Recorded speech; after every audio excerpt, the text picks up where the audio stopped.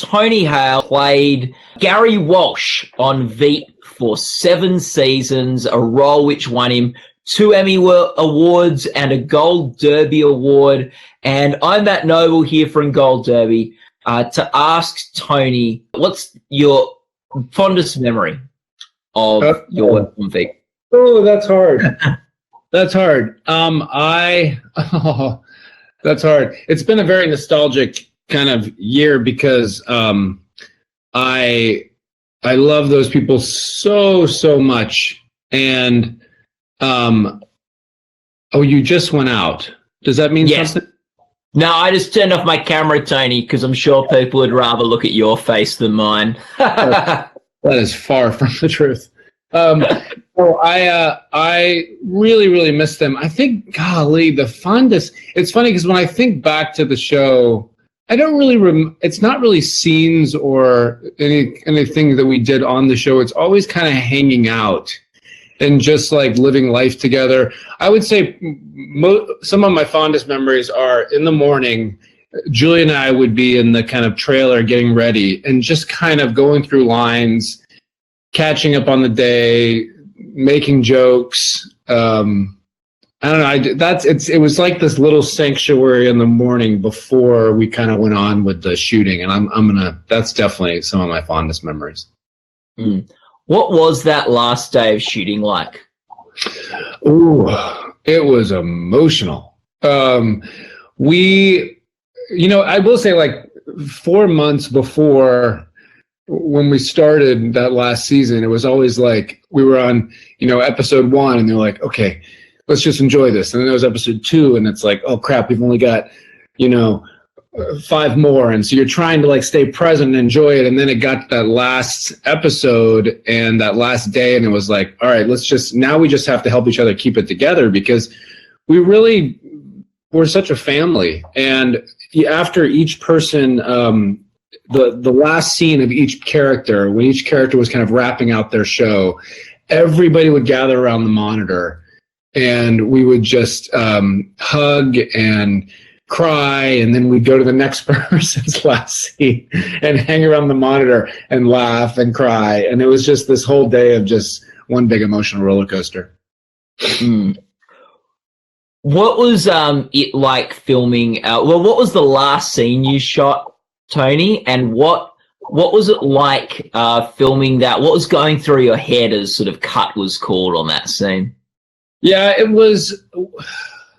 I think what was going through my head was, I remember the last scene we were in the hospital room, and Ben was in the hospital, and Julie and I were in the hallway doing a scene, and I remember just kind of about to do it, and you just kind of have all these flashbacks of all the time that I've been next to her reacting and doing these quips, and I was described as a bitchy mime on the show because I just gave, weird facial expressions all the time because Selena wouldn't let me speak.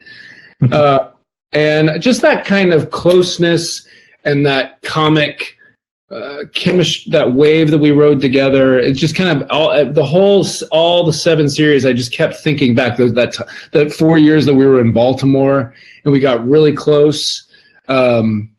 I don't know. It was just a very surreal thing. And then they say, all right, cut, moving on. And then you're like, huh?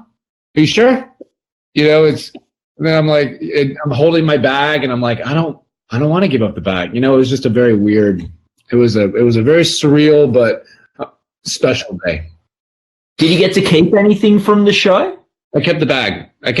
Oh. That's the one thing that they said, do you want to keep anything? I said, I'd like to keep the bag. And it's weird. It's in my closet and every now and then I'll walk by it. And it's just such like an emotional memory thing where I can feel the leather, and all of Gary's insecurity lives in that leather. Is there anything in the bag at the moment? I don't think at the moment. Actually, I have not looked in the bag. I should look into the bag. There's probably like scripts pages from the last episode. If it was Gary's actual bag in the show was incredibly organized. Tony playing Gary's bag was incredibly unorganized, and Gary would be quite ashamed if he knew what I carried in the bag. Dude, it's not in the room you're in right now, is it? No, it's not. It's not. I can go get it though if you want me to. Maybe at the end of the interview, I'll ask you to go grab the bag. We have a look at it. So Tony, the season final, or the series final, sorry, it's your last episode. It's the last show of the season, and I think it's the one you've submitted for Emmy judges this year to watch. Obviously, it's a big episode for Gary. How did you feel about where they ended his character?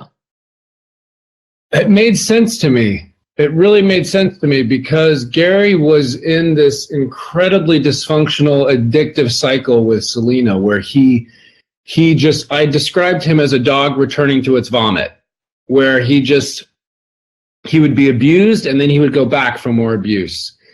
And it took what she did to him in the end. I think that's the only thing that was going to break him out of that cycle. And also the way they ended the show, there's that saying, you reap what you sow. Mm. And Selena, her whole life, she has just sowed selfishness and ego and bitterness and cruelty, putting people down, trying to get ahead for herself, narcissism. And she reaped a life of sadness and isolation. And the one person that really cared about her, she used in the end.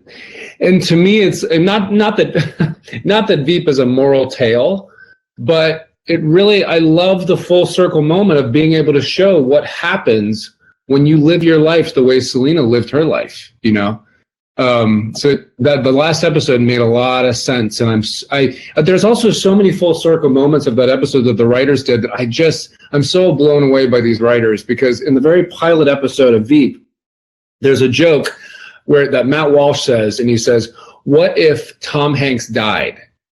And everybody's like, "Why would you say that?" And then the last episode of the series, Tom Hanks dies, and which is a very morbid thought, but it's such a fun full circle moment, and rarely do series get that opportunity, and I'm very thankful we did. Yeah. I was talking with David Mandel the other day about the show, and he said he was really wanting to make sure Selena got the ending she deserved. And I'm wondering, do you feel like Gary got the ending he deserved? He's one of the more likable characters on the show and one of the more sympathetic characters on the show, but I guess he had stood by a person who had treated other people pretty horribly. Yeah, and he definitely enabled a lot of, not just definitely enabled, he did. He 100% enabled her behavior. I don't know he had a very sweet spirit to him, and I really love Gary, and I do think, I wish, if we're speaking on like a human component, I would wish for him to make much healthier choices and seek out healthy boundaries and healthy love and all that stuff, and healthy friendships. But he made the choice his whole life to serve this very destructive woman, and who did nothing, who could care less for the country and only cared about herself. He knew that. He also hid a lot of her secrets. He knew a lot. There's a tree being cut down next door. Can you hear that? Sorry about that. No, I can't. But that's fine. Good. It's like, but it's he served this woman, and he knew a lot of what she did, and kept a lot of her secrets. So he definitely was a part of that. And so I'm not saying he deserved what she gave him in the end, but he definitely it wasn't going to be a great outcome for him. Yeah. At the funeral, you're at the coffin, you give her the lipstick. What's going on in Gary's head in that moment? Oh, man. That was, first of all, can we just, as a shout out to those makeup artists, I am so blown away by what the entire cast, except for Selena, because she was dead, but the entire cast, they aged them 25 years, aged us 25 years. That's a tremendous amount of work. And they just did a fantastic job. I love what they did. But in that moment, you know, I think I kind of had to think about how long Gary was maybe in prison. And I kind of put out a number of maybe 20 years, which is a really obviously incredibly long time. And I think for those first 5 years when he was there, I think he really thought she was going to come back. And she clearly did. And I think the last 15, he had to wake up to his choices. And so coming back to that funeral, I think it was more of his, he did it for himself, as almost a point of, he had kind of a step of forgiveness and to move on with his life a little bit. And he did serve her. I think there really was a part of him that he really, a huge part that he really loved her. But he had both that dysfunctional love, but then he had a lot of time to think about what she did. So he had become I always thought he'd become a lot more realistic as to what the situation was. And so it was that tension of that moment kind of coming back, but he did it a lot for himself, not necessarily for her, I don't think. Yeah. When I was speaking with David, he had a question that he was interested to ask you. So he did always wondered, because you are such a lovely, kind, sensitive person, Tony. And Veep is a show with so many horrible people saying horrible things. Who was wondering, what is the moment on the show and the thing that happened on the show that made you, Tony, the most uncomfortable? And it can be from any character. Oh, for any character? Yeah. Oh my God. The most uncomfortable. Oh, that's a great question. Oh man. There was a lot. It's hard to pick one. Yeah. It's hard to pick one because there were, this is one of the many reasons why I appreciate Dave Mandel is anytime that kind of discomfort came up, he really provided an environment where you could talk to him about it. I'm laughing because it's like, it's like this hodgepodge of so many uncomfortable moments. I just kept going back to the fact of she's a horrible person. And she would be that politically incorrect, and she would treat someone like that, and she would say something about that person like that, and she would use this very, very sensitive topic as a platform to get ahead, you know, because that's a lot of those cases where something was a topic that was brought up in the show that was a very sensitive political topic. And you're just like, oh my gosh, I can't believe we're going here. But then you think, this is a woman who doesn't care. She has no moral compass.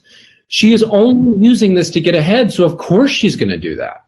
And that's when I would be like, yeah, that makes sense to me. Yeah. Was there anything you had to say or do that made you particularly uncomfortable? Let me think. There were a couple, my faith is important to me. And Gary was in charge of the faith initiative. And there was a couple of times like the lines, I was to say something and I was like, I understand where you're going, but that might be a little too far for me. But then we had a discussion about it, and the great thing about the creative process is if you're going to, like, when I say something like that, or if something's uncomfortable, I try not to go, oh, I'm not going to do that, or da da da.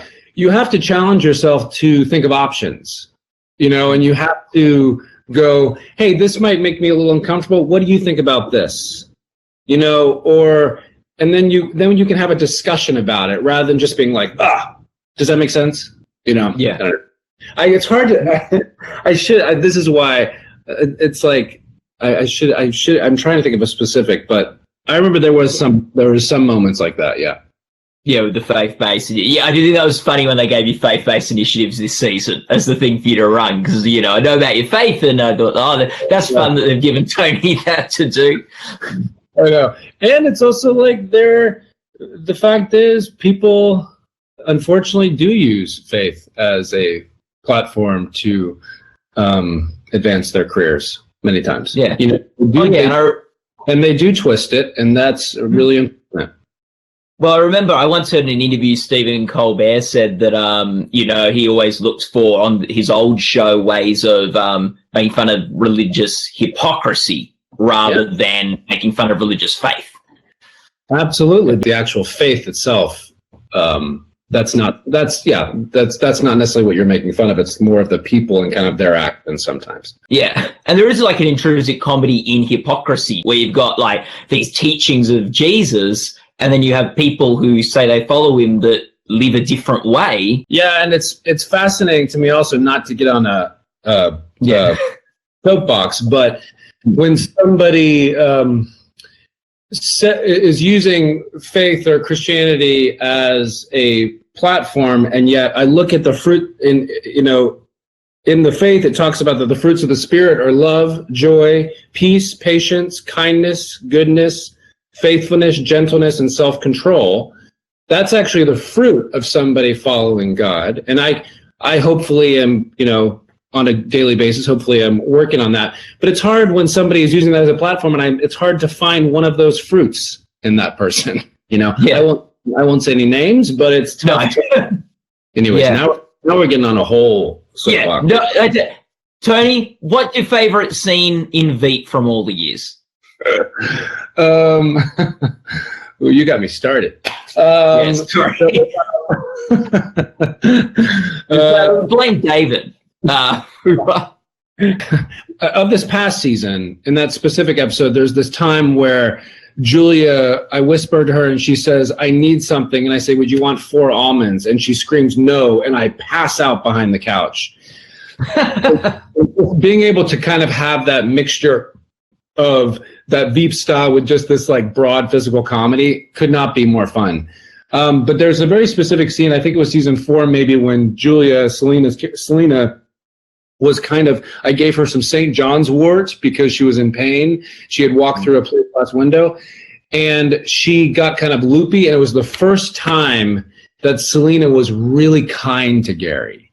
And he was just in heaven. And it was so fun to play the contrast of, oh my gosh, she really likes me. She's being so kind. She's being so encouraging. And then once the St. John wore off, she just turned back to her awful self.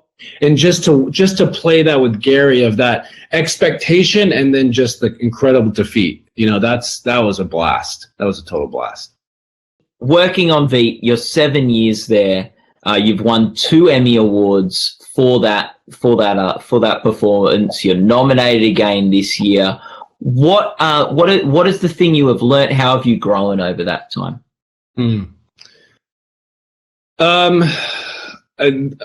Man, because of the gift that HBO and the people that did Veep gave me to be on that set, it really gave me an environment to trust myself more, to where there was such an environment, an open environment, to where if anybody had an idea, you would just be able to say it. Even if you failed miserably and it was a stupid ass idea, you could put it out there.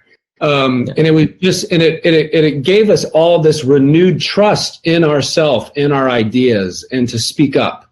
And just this really kind of team playing environment that I cannot be more thankful for, because I'm doing this gig I'm doing this gig right now, and I think because of Veep and kind of this confidence it gave me just to kind of bring things to the table and question things or have ideas, I feel a lot freer on set, and just to have a little more of a voice.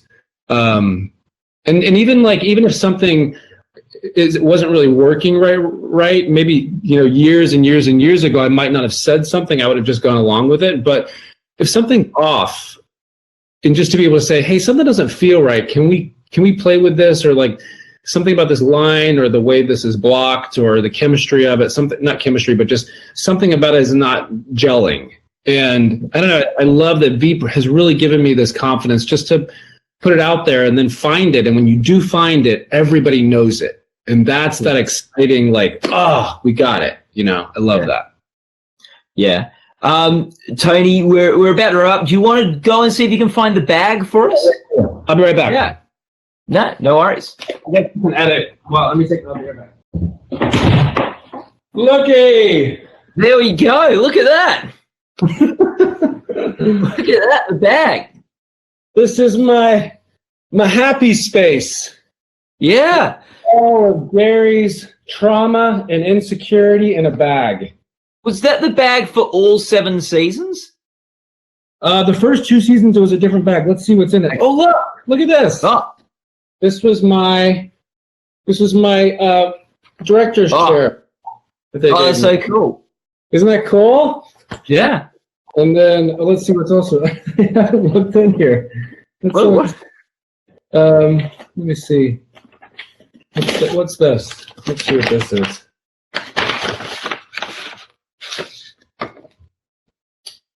Oh, this is. Oh, wait. This is this is like a fun little. Oh yeah, this is like a little record that Todd. Wait, is this this? Sorry. The record. I think Tim Simons made us that. Oh, nice. I know. Let's see if there's any Gary. Oh, look! Look at this. Look What is that? This is okay. This is Friday, December 4th, episode 707. This is the last episode, and this was. So you can see that. Can you see that? Yeah. And then I feel like, I wonder if this was, what day is this? Oh, this is day 7 of 9. So this was, we had 2 more days to shoot. So we were clearly, during this day, we were probably like, all right, we got 2 more days to go. And we were just like chirping every moment. But that's what that was that. And let's see if there's something else in here. I'm totally boring, you know, aren't I? Let's see. No, it's just fun. Let's see if there's something else. See, Gary would be very, very disappointed that there's not more in this bag, because while I was shooting, it was pretty much empty water bottles and script pages. Oh wait, what's this? Oh, look, Gary Leviathan. This is the this is what props would put in here to store it. Oh man, it really is like, even smelling it, it's just like, just the smell of pain. Yeah. Of pain. Well, that was really special that they gave that to me. Yeah. Oh no, thanks for sharing that with us, Tony. That was lovely. My pleasure. And Tony, you're also nominated for a Gold Derby TV award this year. So congratulations on that. Very nice. Yeah, I think you've won one in the past for Veep. I think you. So that's fantastic, and all the best of luck for the Emmys this year. Thank you very much. Thanks so much for talking to us over your run at Veep. No, yeah, I'm super excited, and I'm also really excited to see the gang, because we haven't seen each other since we stopped much, so it'll be fun to hang out again. Yeah, no, thanks. And thanks so much, Tony. And for anyone watching this video, you can go to goldderby.com, where you can predict the Emmy Awards, who's going to win, who's going to lose, and compete against the top editors, prognosticators, and experts on the web. Yeah, thank you. Thanks, Tony. Thanks, man. So nice talking to you.